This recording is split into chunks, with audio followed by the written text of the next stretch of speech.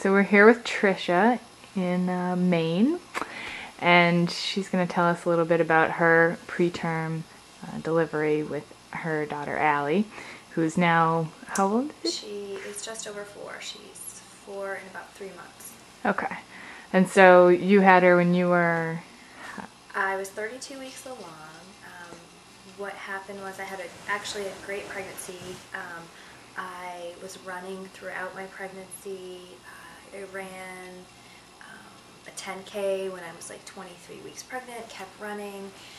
I remember actually I ran 5 miles on a Sunday and I had her that Friday. And Wow.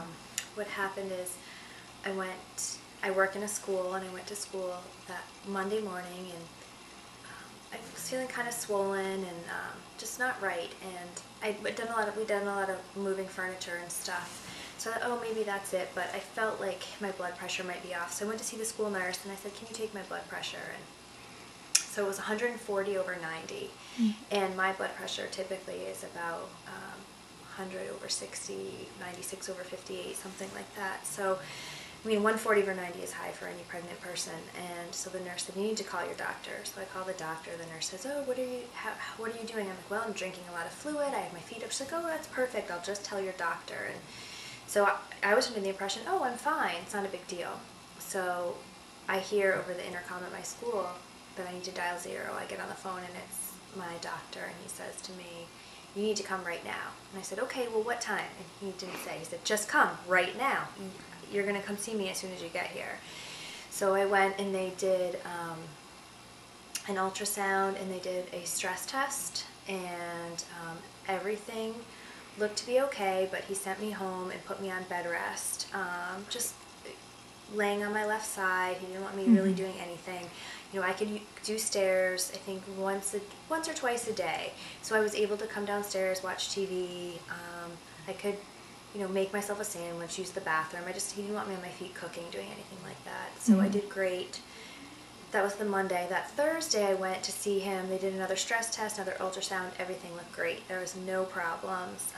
He changed my bed rest. He said, you know, I want you to be on bed rest most of the day, but you can go out a little bit, do light errands. So I went out the next morning, which was a Friday, and went to, my parents were visiting, and they were having a baby shower for me that weekend, some of my girlfriends, so we were going to go out, get our nails done, my mom and I do a couple things, and went to Target, and then we were going to the grocery store, and I said to my mom, I'm just going to stay in the car because I'm not feeling great. And my mom went in the grocery store, and all of a sudden I felt a gush, and I looked down, it was frank red blood everywhere.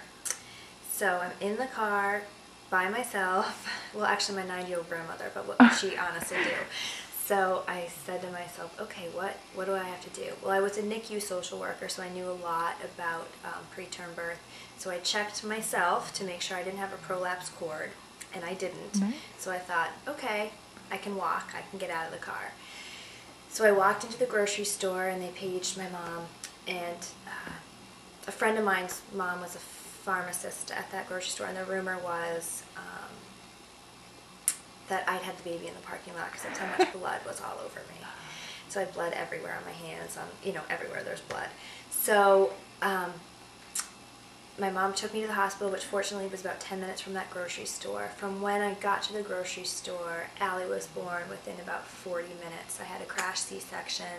The thing I remember most about that is laying on the table and the surgeon wanting to do my C-section and asking the anesthesiologist, is she ready yet? And I just remember grabbing the anesthesiologist's hand and saying, I can still feel, please don't let them cut me. So it was pretty quick. My husband actually was able to meet me, but that's kind of what went down with her. An abruption, placental abruption. So I had an abruption, and that's why I delivered her early. And do you want to know what happened with her once she was born? Yeah, Okay. that'd be great. She was born, came out kicking and screaming and crying, so that was a good sign. Like I said, I'd worked in a NICU, so I immediately wanted to know, is she going to the NICU? Which I knew she would, because she was almost just about 8 weeks early. I knew she would go to the NICU. They were testing her, and I said, is she going to be intubated? Is she going to be on the CPAP? And of course, they couldn't answer all those questions to me right then and there, but she did go to the NICU. She was there for 19 days.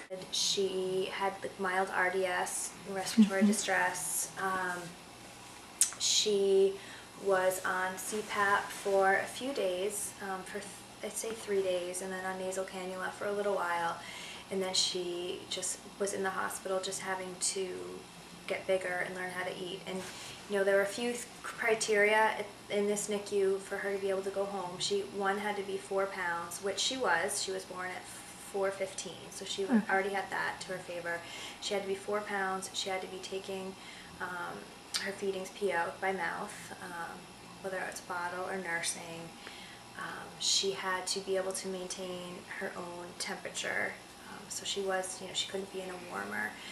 So she was able to do that and went home bottles and nursing, and she did great. And now she's small now. She's 4.5, almost 4.5. She only weighs about 32 pounds, but she's totally caught up. You'd never know that she was a preemie as far as any of her developmental stuff, right? She walked at 13 months. She crawled at 8 months. So she did all those things.